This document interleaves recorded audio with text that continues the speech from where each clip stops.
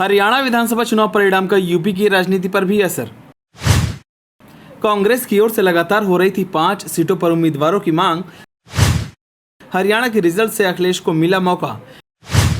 हरियाणा में इंडिया गठबंधन की हार से कैसे मजबूत हो गए अखिलेश यादव। आने वाले चुनाव में यूपी का बदलेगा समीकरण, चलिए आपको बताते हैं। उत्तर प्रदेश की राजनीति में हरियाणा विधानसभा चुनाव का परिणाम बड़ा असर डालता दिख रहा है। हरियाणा में इंडिया गठबंधन के सामने हार जैसी स्थिति बनती दिख सकती है। तमाम एग्जिट पोल से उलट हरियाणा में भारतीय जनता पार्टी लगातार तीसरी बार पूर्ण बहुमत की सरकार बनाती दिख रही है। 2014 और 2019 चुनाव परिणाम के आगे निकलते हुए भाजपा 49 सीटों पर बढ़त बनाए हुए है। अब तक आए रुझानों में इंडिया गठबंधन को 35 सीटों पर बढ़त मिली ही दिख रही है। इन चुनावी रुझानों में उत्तर प्रदेश की राजनीति में हलचल तेज कर दी गई है। उत्तर प्रदेश में 10 विधानसभा सीटों पर उपचुनाव होना है। लोकसभा चुनाव 2024 में बीजेपी को करारी हार देने के बाद इंडिया गठबंधन का मनोबल काफी बढ़ा हुआ था। समाजवादी पार्टी और कांग्रेस लगातार हमलावर रही है। वहीं कांग्रेस का मनोबल प्रदेश की लोकसभा सीटों पर जीत के बाद बढ़ गया था।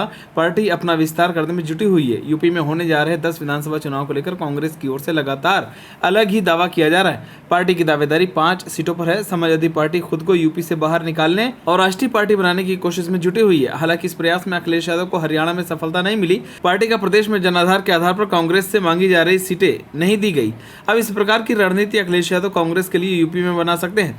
इसको लेकर पिछले दिनों संकेत मिलते दिख रहे हैं। पार्टी ने अपने स्तर पर सभी 10 विधानसभा सीटों पर तैयारियों में जुटी हुई है।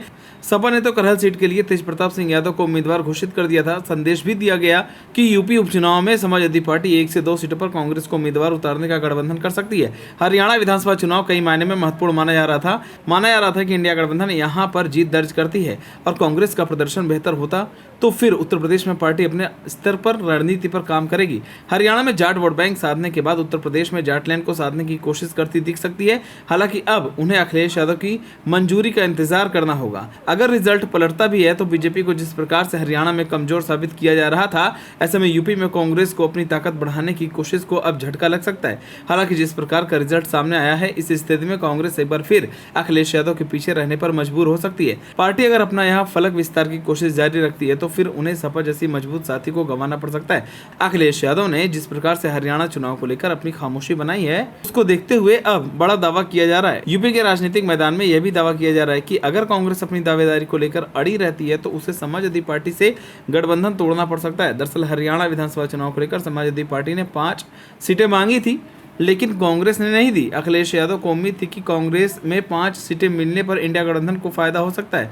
कांग्रेस ने उन्हें सीट नहीं दी तो अखिलेश यादव ने हरियाणा विधानसभा चुनाव में उम्मीदवार उतारने का फैसला छोड़ दिया। अखिलेश यादव ने इंडिया गठबंधन का समर्थन देने की घोषणा की, लेकिन विधानसभा चुनाव में पार्टी को हार के बाद उत्तर प्रदेश में भी गठबंधन में कांग्रेस को बड़ी ताकत मिलने की उम्मीद कम दिखाई दे रही है।